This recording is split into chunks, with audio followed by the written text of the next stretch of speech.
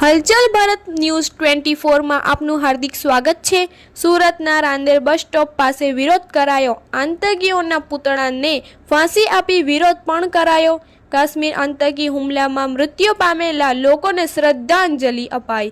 આતંકીઓ સામે કડક કાર્યવાહી કરવા માંગ મુસ્લિમ સમાજ દ્વારા વિરોધ કરવામાં આવ્યો હતો।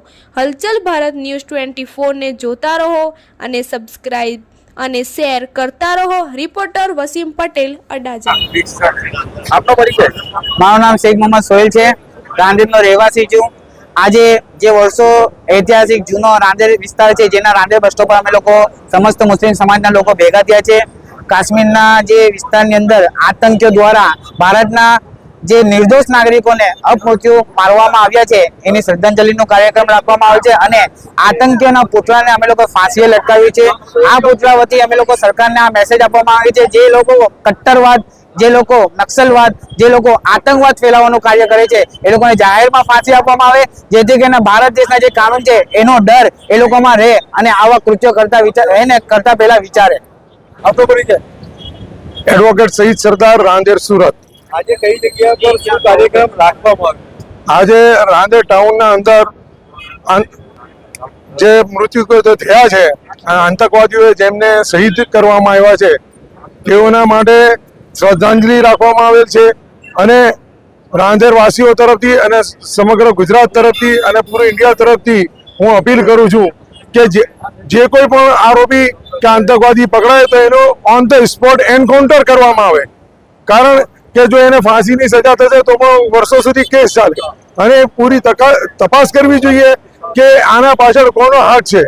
જે કોઈ પણ વિદેશી તાકાત હોય કે ઇન્ટરનલ તાકાત હોય, એ તમામના ઉપર પૂરેપૂરો આરોપ મૂકીને ને એ લોકોના ઉપર પૂરો ગુનો પુરવાર કરીને એ લોકોને ફાંસીની સજા આપવી જોઈએ। દેશને શું સંદેશ આપવામાં આવે? દેશને સંદેશ આપવામાં આવે છે કે તમામ ભારતીયો મરેલી જનારના માટે અપીલ કરે છે અને તમામ એક સાથે છે। ભારત દેશ, જય હિન્દ, જય ભારત।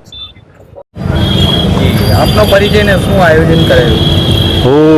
મારું નામ ઇમ્તિયાઝભાઈ બોમ્બેવાલા છે। હું રાંદેર સોશિયલ વર્કર છું। આજે રાંદેર બસ સ્ટેન્ડ સર્કલ છે, જે ગામતલ બહુ જૂનું રાંદેર છે અમારું, ત્યાં પ્રોગ્રામ દરેક ધર્મના લોકો માટે છે। જે 2 દિવસ પહેલાં આતંકવાદી હુમલામાં આપણા દેશના નાગરિકોના જે અવસાન થયા છે, એમને શ્રદ્ધાંજલિ આપવા તેમજ આતંકવાદીના પુતળાને ફાંસીનો એક પ્રોગ્રામ અમે રાંદેર લોકોએ કર્યું છે। એમાં અમે સરકારને નિવેદન કરીએ છીએ કે એ લોકોને કડકમાં કડક સજા થાય એવી અમારી માંગ છે। 140 કરોડ દેશના વાસીઓ એ જ ઈચ્છે છે કે એ લોકો જે પણ દેશના હોય, પાકિસ્તાનના હોય, બાંગ્લાદેશના હોય, ચાઇનાના હોય, કોઈ પણ દેશના હોય, અમે સાથે છે। જે પણ અમારી જરૂરત પડશે, અમને ગોળી ખાવાની પણ જરૂર પડશે તો અમે ખાવા તૈયાર છે, એવા દેશવાસીઓની અપીલ છે। કડકમાં કડક સજા થાય। લોકોને શું મેસેજ આપવા માંગો છો? લોકોને એ જ મેસેજ આપવા માંગીએ છીએ કે આતંકવાદીઓ જે આપણે ત્યાં ઘૂસ્યા, એ લોકોથી ચેતીને રહે, તેમજ કોઈ પણ એવી એ લાગે તો આપણે પોલીસ પ્રશાસનને એ લોકોનો પ્રોગ્રામ એ આપી દઈએ કે ભાઈ આ લોકો આ નવા માણસો છે, કોઈ પણ નવો માણસો જોઈએ તો એ લોકોનો પર વોચ રાખો અને પોલીસને તાત્કાલિક એની જાણ કરો।